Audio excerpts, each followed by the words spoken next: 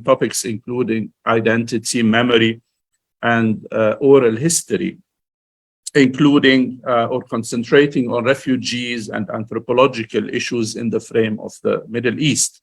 And she's currently working as a lecturer, as a guest lecturer with African Foundation Ankara, as well as training and capacity development coordinator with Human Development Foundation Istanbul.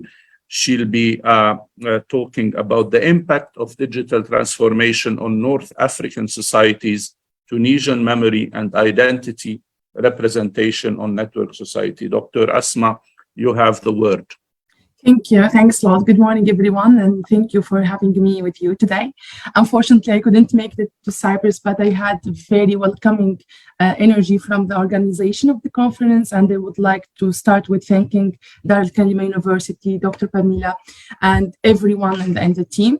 As you've said, I have an article. My research was about the impact of digital transformation on North African societies.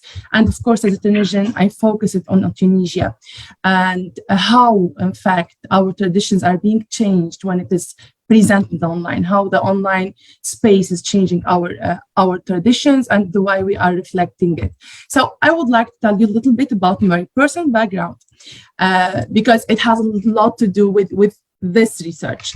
I got married in Turkey, and in the same time, like few months after that, my sister got married in Tunisia. And I remarked in the last 3 years that there is a lot of difference in the way we present our heritage, we present our traditions online, and we select the way we do this when we are in our wedding rituals.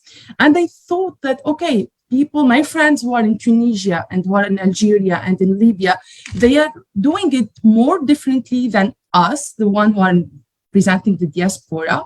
And in fact, we are doing it very differently comparing to our parents and our grandparents. And we all have the pictures of the weddings of our parents. And I can see it's really very remarkable the way it changed. So here how, in fact, this is how I started thinking about this research. And that's why I wanted to focus on why this is changing. Of course, I had like assumptions and thought that, okay, of course, like, I mean, Facebook, Instagram, digital media, they're all impacting this, our perception to our identity, especially the Tunisian people. We had a very different connection with social media due to the Arab Spring and to the protests. It was enhanced by social media platforms. So we have a different connections, and they thought that maybe it is impacting our identity and it is having a great impact on the way we want to reflect, to show our belonging. Honestly, I would like to start to say that now I finished 312 by today surveys, and I did about 14 semi-structured interviews. I am trying to elaborate the final draft of my article, and I'm here today to present the methodology, the survey analysis, and some of the outcomes of this research. So let me just try to show you a part of how it used to be to do a wedding in Tunisia, these rituals, this heritage, and how it is changing through using and presenting some visual material. So this is a kind of a cartoon, and we can see like a part of Tunisian women, each of them wearing different clothes. Of course, we have the sari from outside, but if you just try to remark the clothes inside, each of the women, they are wearing a different color and a different I don't know, I mean, like shirt or something. So it's different, basically. Here we see the same. So here they're going to hammam night.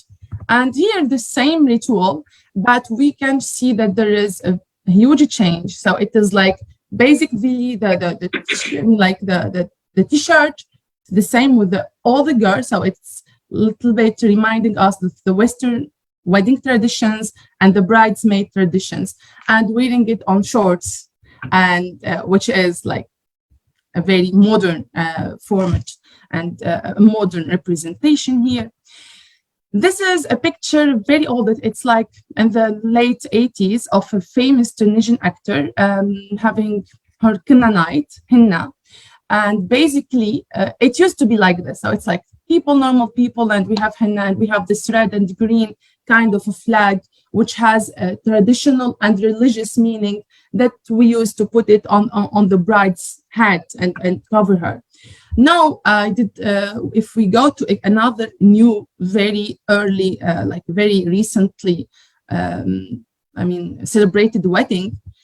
So this is the new Canaanite. This is how it looks. So we don't have the scarves in red and green, and we have a very different, very modern, and even the traditional clothes, they are here, but they are in a new format, in a modernized format. This is a wedding in Tunisia. Basically, we use it to do this. It's like the father of the bride and the groom, they go together to the mosque, and they just have the signature of the marriage contract to sign it. And it was basically done into, Al-Azhar, it's like Al-Qayrawan, Jami'a the Mosque of Qayrawan, or Zaytuna Mosque in Tunis, the city. Here we see that it is in an open space, and we have the newlywed, they are like kissing, which is very beautiful. But this picture made a huge discussion in Tunisia, it initiated a huge discussion. So it was like the religious people sitting, and we have a very modern kissing scene over there, and a very modern space. It's not in a mosque, it's in a different space at the same time. This is also another picture from the wedding day. And here we see also, it reminds us of the Western, traditions. We have the kids getting the robe of the bride, and we have the groom with the wearing in white, not traditional clothes. We are still in a traditional place, and you can understand that it is Tunisia thanks to the architecture, thanks to the place. But it could be easily, if we change the place, it could be easily understood as a European wedding, or another, not something Tunisian. So basically, the research questions were like, how does Tunisians reflect their traditions and their heritage on social media? Do they present them in a genuine way, or do they change the traditional representations?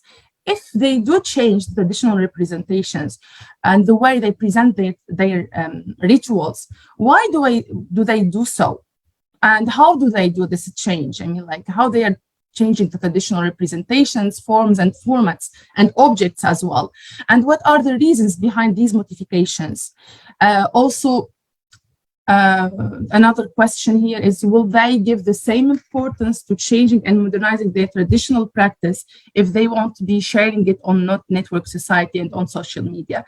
Because I felt like some pictures that they are like, we have a scene, and we have the people, the planning on how they will be taking these pictures and presenting them on social media. So they're basically thinking about it, and it's like a film scene. Okay, so something is with intention being changed here. So when we come to the methodological side of the work, I did an anthropological collection of digital material, and it's focusing on weddings as anthropographical rituals. So my work is exactly and specifically focusing on wedding rituals, and the pictures and everything visual that was taken during these wedding rituals, including the henna night, including the bath hammam ritual, and the wedding day. And this collection tried also to include some archives, some old pictures, in order to be able to make this comparison between, how it used to be and how it is becoming. There was a survey designed and conducting with 230 Tunisians. 44 of them, they are living in abroad Tunisia, basically in Turkey, France, and Italy. And the people who took part in the survey, they are between 25 and 45 years old, from 22 different Tunisian cities. And basically, now today it became 312 answers to my surveys. So I am still trying to include as much possible, more results, more data. So I did not stop the survey yet. I'm still collecting data. The survey has 2 stages. A first part was built on visual material. So I basically presented 2 or 3 pictures, and I'm asking the participant which one you would select or you would choose in your wedding, in which way you will be presenting in which way you will be presenting your wedding ritual, this way or that way, and they have to choose the picture that it is near to their preferences. And in fact, I wanted here to understand if there is a general and a common choice of selecting the more modern perception, mixed perception of the rituals.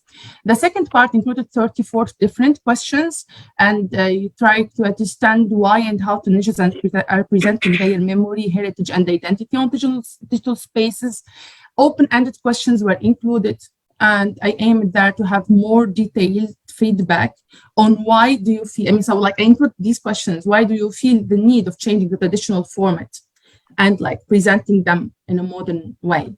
Or will you give the same importance to present the traditional background in a modern way if you know that you will not share your photograph online?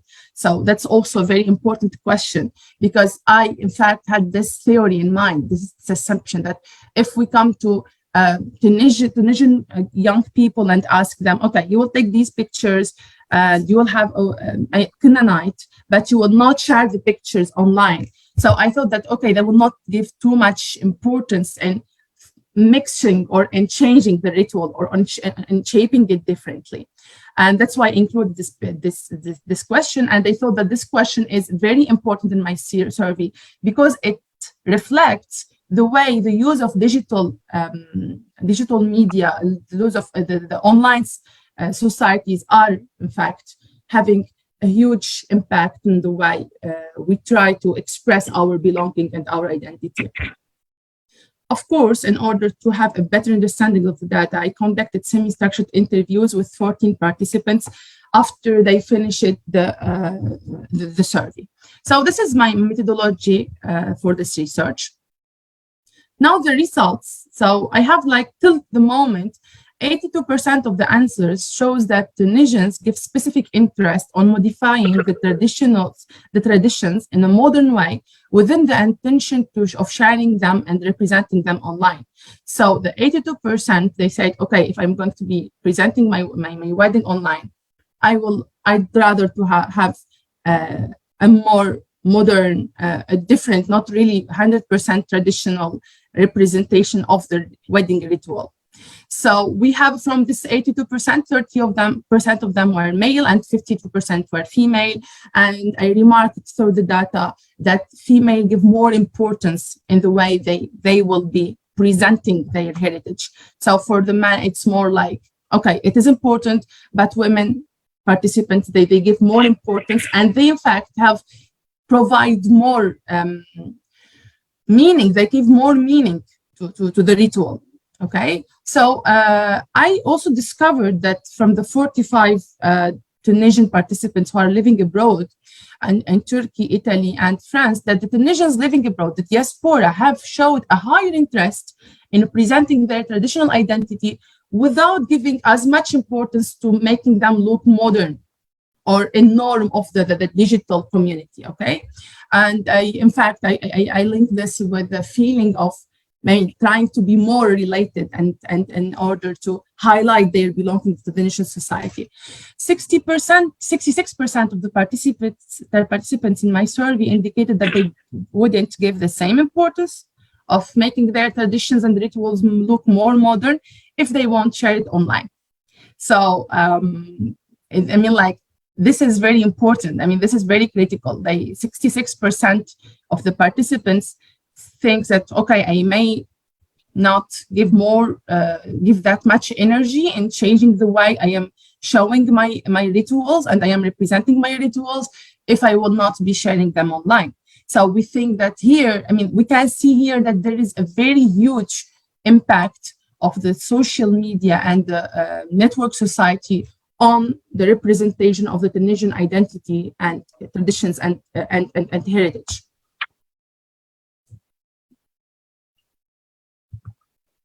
So I would like here, and I think I still have few time.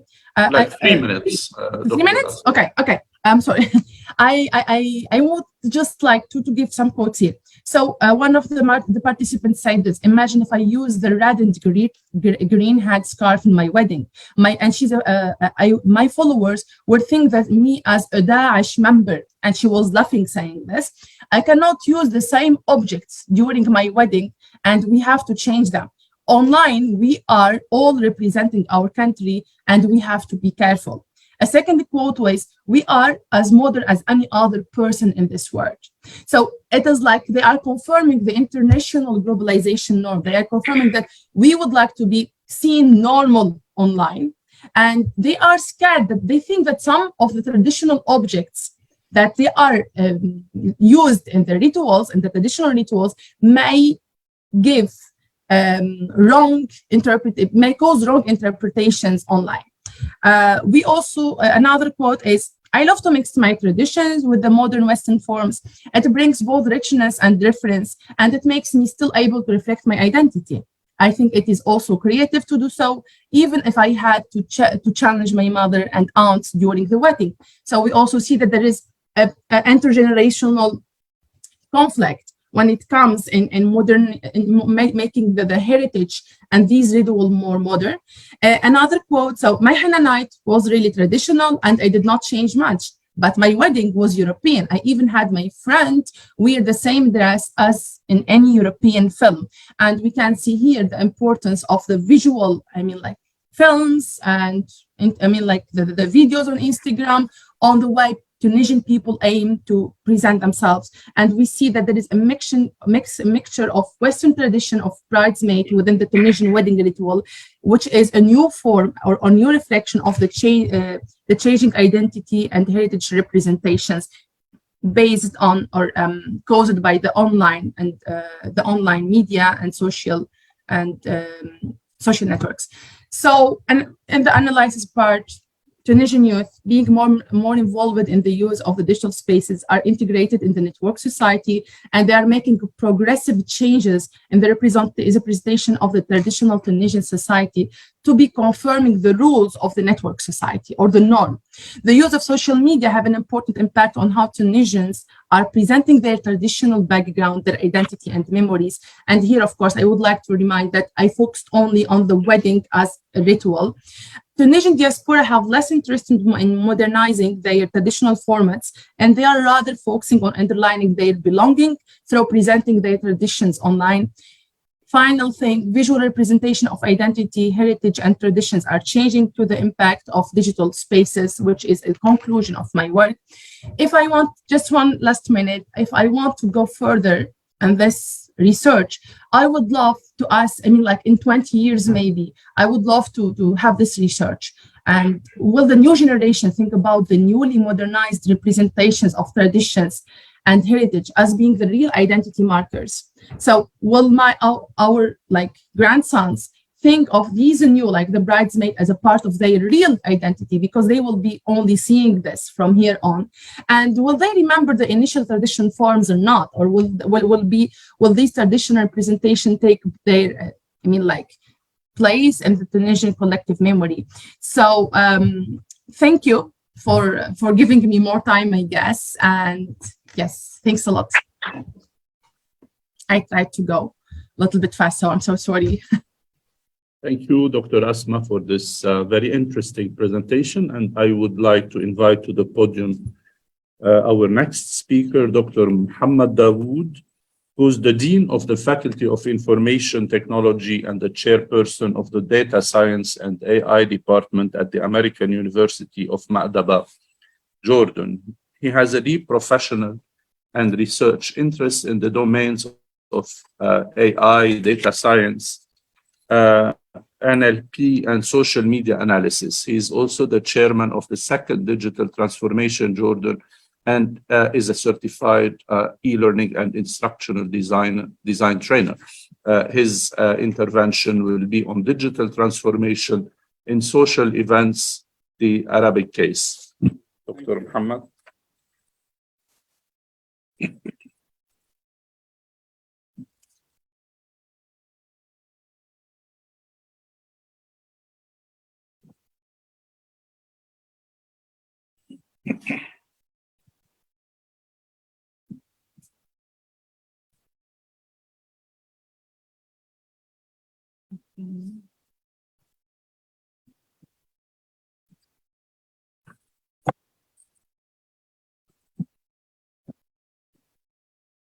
Well, thank you very much, Doctor. And I did not expect you to read the whole Bible.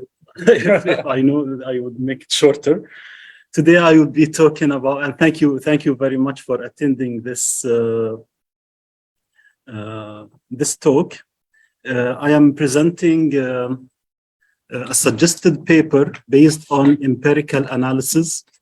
The objective here is to take temperatures at different levels and to verify where are we in digital transformation in terms of social aspects and social events. So first of all, I will start by talking briefly about the stages of digital transformation. Now, to achieve full digital transformation, we need to start by innovation, where we optimize things, okay? Then we move to digitization, where we make things available on digital format. Still, up until this point, we are not into transformation. After that, we go to digitalization, where we use our digitized data into an actual technology or application or whatever. Now, the whole thing up until this point, this is nice. This is where we utilize technology to optimize things. But we can't say that up until digitalization, we are creating a new paradigm, okay?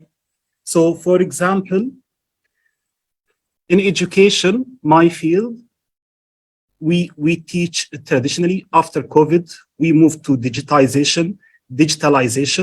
We used Zoom, etc. for course delivery. But we can't say that we actually created a new paradigm. Creating a new paradigm is like, well, actually in education, creating a new paradigm could be a word without universities. And this is actually the reality. Some people are saying that we don't need you guys anymore. Okay, so this is a new paradigm rather than using hybrid or online education, etc.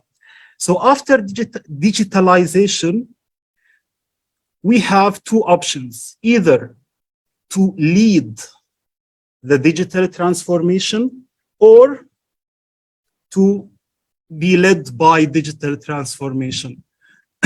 And while I am preparing these slides a few weeks or few days ago, my daughter, my 7-year-old daughter, Layla, she is coming to me and saying that her birthday is approaching.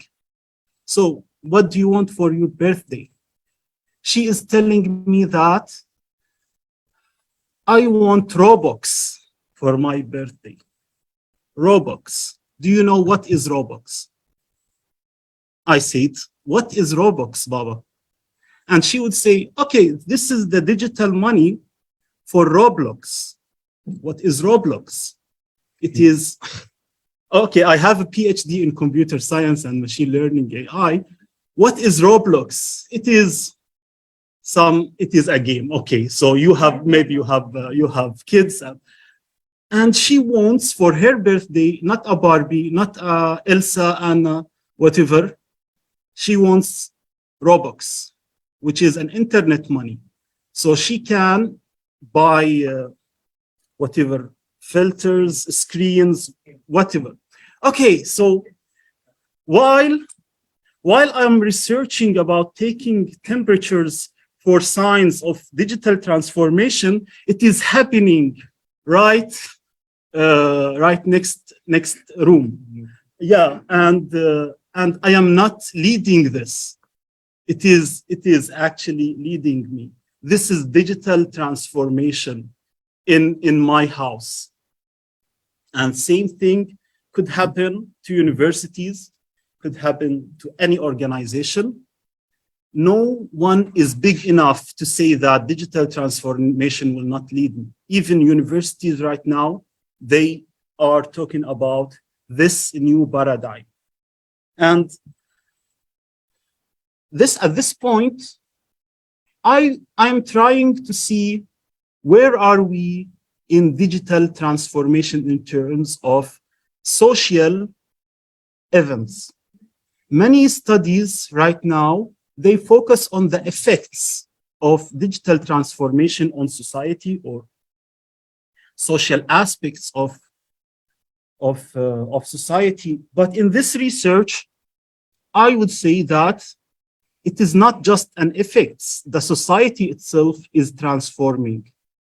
And to take temperature, to have a better understanding, let us have a look at this chart, which actually represents Google trends in searching before COVID and the day of the lockdown in Jordan, and after COVID. Oh, okay, this one is worldwide.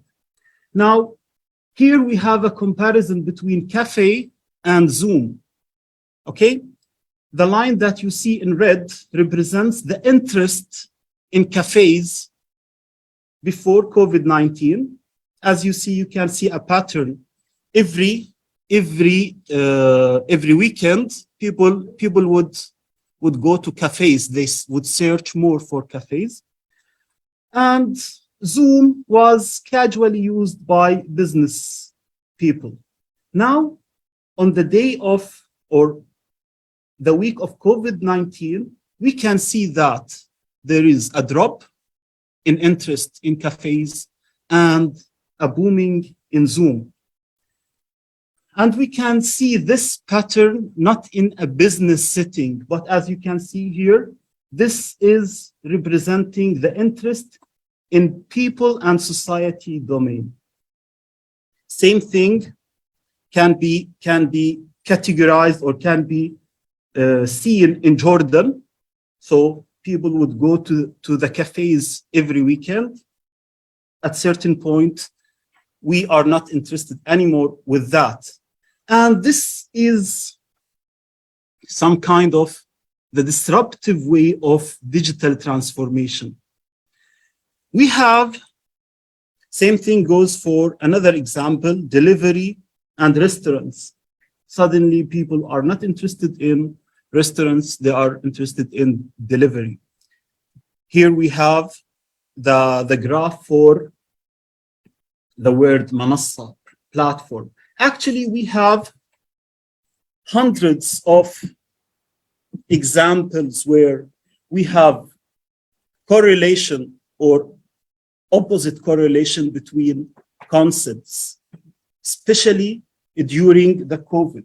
And what I like about COVID is that it makes things easier to interpret, because usually this cross that you see, it will happen over certain time, over years, but we can visually see it instantly.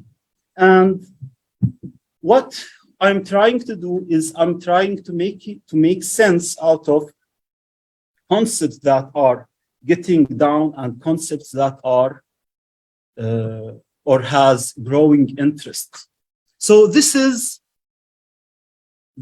can support the idea that we are innovating, we are digitizing our social aspects of life, and we are digitalize our life by the utilization of Zoom, other technological tools. And another way of conducting this research, I asked several questions, and I think this can complement the presentation of Dr. Asma. Here, I'm asking the audience, how many weddings or how many weddings did you attend in 2019 and 2020, 2021 and 2022? Okay, as you can see here, the blue square represents what? A wedding attended. As you can see, we used to attend more weddings, and we used to attend or visit, okay, 5 minutes, that's fine. We used to conduct more Eid visits. We used to attend more iftars. And after COVID, and after the recovery of COVID, things did not return to its normal way, okay? And I need help interpreting that. Why after or before COVID, we used to have several iftars, okay? Maybe in tens. Now, after COVID, maybe we realized that we don't need that, okay? Or maybe we need to have fewer social events. Same thing goes for Eid visits, coffee shop visits, etc. And another question would be, we could not meet or function as a society in a traditional way during COVID. Did that affect our relationship with our family, close friends, and distant family? So here again, I need someone to help me understand this. People are saying that, no, actually, relationship with close family was improved since March 2020. Okay, relationship with distant family was not improved after March 20. The year here should be March 2020. So with close family, things are improving. With distant family, no. Relationship was with friends was improved since March 2020. Yes. Technology was helpful for social engagement in the past 2 years. Also, yes. Now, another way to take data after or before analyzing it would be sentiment analysis, which offers a more robust way to understand society. What I like about sentiment analysis is that you can process high volumes of opinion and data through social media. So we used data from 15 Arabic subreddits. Reddit.com is a social website, very, very popular worldwide. It is fairly popular in the Arabic world. And at the beginning, we can say that we have an increase of negativity and negative feeling in 2020 in comparison with 2019. And this is not surprising. However, during the same year, positivity would increase by 10% when the text is associated with technology or digital tools.